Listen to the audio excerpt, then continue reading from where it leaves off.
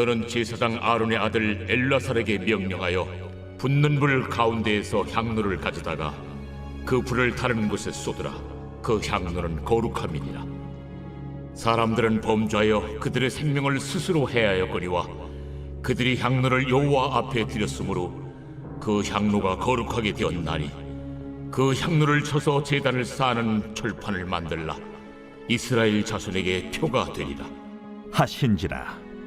제사장 엘라살이 불탄 자들이 드렸던 놋 향로를 가져다가 쳐서 제단을 싸서 이스라엘 자손의 기념물이 되게 하였으니 이는 아론 자손이 아닌 다른 사람은 여호와 앞에 분향하러 가까이 오지 못하게 함이며 또 고라와 그의 무리와 같이 되지 않게 하기 위함이라. 여호와께서 모세를 시켜 그에게 명령하신 대로 하였더라.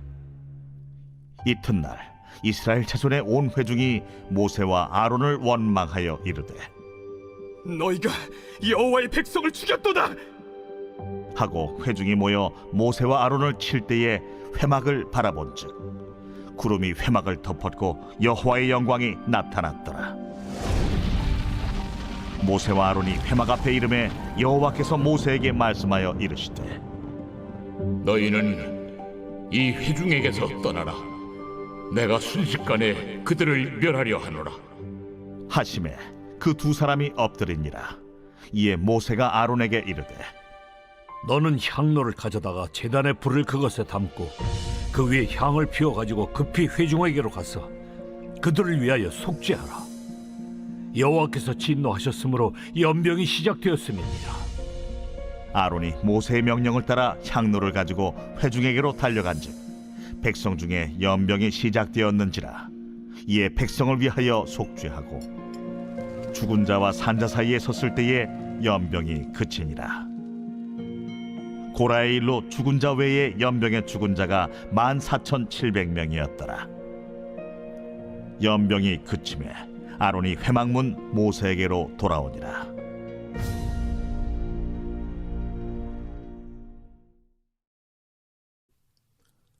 주님의 평강을 빌겠습니다. 하나님은 아론의 아들 엘르앗살로 하여금 불의 심판이 임했던 현장에서 향로를 수거하도록 하십니다. 심판의 현장에는 불에 탄 시신이 여기저기 놓여 있었을 것입니다. 참혹한 현장 한가운데로 들어간 엘르앗살은 물론이고 멀찍이 지켜보는 모든 백성들도 죄가 빚어낸 끔찍한 결과를 온몸과 영혼에 새기게 됩니다. 향로는 수거하되 향로의 불은 다른 곳에 쏟아 처리해야 합니다. 향로는 하나님께 드려진 거룩한 것이기에 구별되었고 향로의 불은 제단에서 나온 구별된 불이 아니었기에 폐기됩니다. 하나님은 엘르앗살이 거두어들인 놋 향로를 펴서 제단을 덮는 용도로 사용하게 하십니다. 이스라엘 백성이 제사를 드리러 제단 앞에 나올 때마다 유사한 우를 범하지 말라는 시각적 메시지를 얻게 됩니다. 이렇게 고라의 반역은 죽은 이들에게는 멸망이요 남은 이들에게는 교훈으로 남게 됩니다.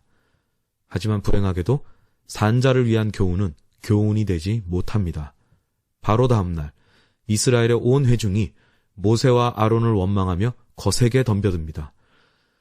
두 사람이 여호와의 백성을 죽였다는 것입니다.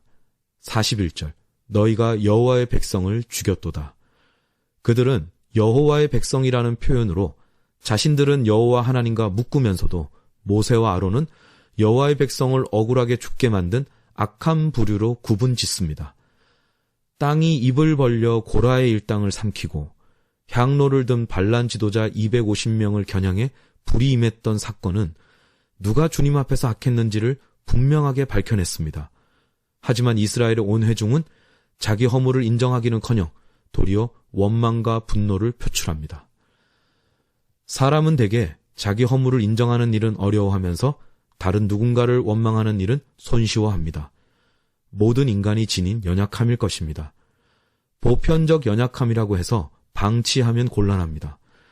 자기 허물을 인정하기보다 자기 정당성을 확보하는 데만 재빨라 한다면 어느 순간부터 완악한 마음을 소유하게 됩니다.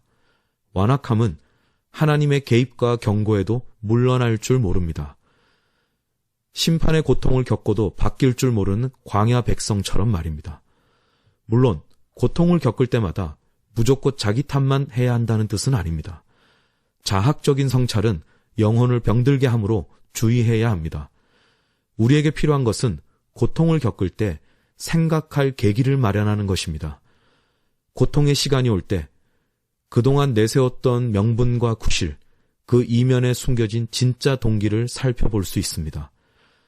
목적은 선했으나 그것을 이루어내는 방식이 그릇되지는 않았는지 돌아볼 수도 있습니다. 열심히 산다고 살았는데 중요한 것을 놓친 것은 아닌지 숙고할 수도 있습니다. 진실한 돌아봄은 하나님과 대면하는 시간을 마련해 줍니다. 고통은 쉽게 다루기 어렵습니다. 쉽게 다루어서도 안 됩니다. 하지만 인생의 제동장치가 되어 생각할 기회를 제공하는 것만은 분명합니다. 거기에서부터 시작하면 좋겠습니다. 그러면 주께서 깨달아야 할 바를 깨닫게 하시고, 수용해야 할 바를 수용하게 하시고, 바꾸어야 할 바를 바꾸게 하시고, 싸워야 할 바를 싸우게 하실 것입니다. 하루 만에 반복된 반역으로 하나님은 분노를 발하십니다. 45절, 너희는 이 회중에게서 떠나라. 내가 순식간에 그들을 멸하려 하노라. 모세와 아론은 이번에도 엎드립니다. 하지만 두 사람의 중보는 하나님을 따라잡지 못합니다. 모세와 아론이 설득할 틈도 주지 않은 채 회중을 연병으로 신속히 치셨기 때문입니다. 하나님의 즉각적인 타격으로 백성들이 순식간에 쓰러져 갑니다. 그러자 두 사람이 신속히 움직이기 시작합니다. 모세가 아론에게 향로에 제단의 불을 담아 회중 가운데 진입해 그들을 위해 속죄하라고 명합니다. 아론은 모세의 말대로 따릅니다. 아론이 회중 사이에 뛰어들어 향로의 연기로 속죄의 기도를 올리자 비로소 연병이 멈췄습니다. 직전까지 죽은 이들의 수가 14,700명에 달했습니다. 지독스러운 무지와 완악함으로 벌어진 결과이지만 와중에 공멸을 면했습니다. 산자와 죽은 자 사이에 서서 올린 속죄의 기도 덕분입니다. 그리스도인은 산자와 죽은 자 사이에서 하나님의 은혜와 평화를 구하는 기도자여야 합니다. 가정과 교회에 사랑과 미움, 정의와 불의, 신뢰와 의심, 소망과 절망이 교차하며 혼돈과 갈등을 초래할 때 기도해야겠습니다. 자연재해, 사회적 참사, 전쟁의 소식이 들릴 때 생과 사의 경계를 끌어안으며 기도해야 합니다.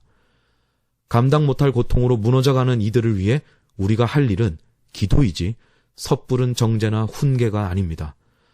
오스틴 펠프스는 이렇게 말했습니다. 우리는 그 어느 때보다 중보 기도를 할 때 그리스도를 더 많이 닮게 된다. 산자와 죽은 자 사이에서 올리는 기도는 아론을 닮아가는 기도인 듯 하지만 궁극적으로 그리스도를 닮아가는 기도입니다. 죄와 고통으로 무너져가는 가슴마다 그리스도가 필요합니다. 그리스도를 닮은 기도로 그리스도의 은혜를 전하는 저와 여러분이 되시기를 주님의 이름으로 축원드립니다. 기도하겠습니다. 하나님, 고통이 찾아올 때 우리를 도와주옵소서. 고통 속에서 자신을 진지하게 돌아볼 때 회개이든 회복이든 담대함이든 겸손이든 마땅히 생각하고 행할 바를 알려주옵소서. 산자와 죽은 자의 사이에서 드리는 중보 기도가 있기를 원합니다. 그리스도를 닮은 기도로 무너지고 신음하는 이들에게 하늘의 은혜가 임하기를 원합니다. 우리가 기도할 때에 우리의 기도를 들어주소서. 예수 그리스도의 이름으로 기도합니다. 아멘. 1. 오심 기도. 하루 5번 마음을 다해 드리는 기도. 나는 죽었습니다. 제가 주인이 아니고 예수님이 저의 주인이십니다. 예수님은 십자가에서 죽으시고 부활하셨습니다. 부활하신 예수님을 가슴으로 만나서 따라가며 간증합니다. 사랑하는 가족과 함께 영광스러운 승리를 노래합니다.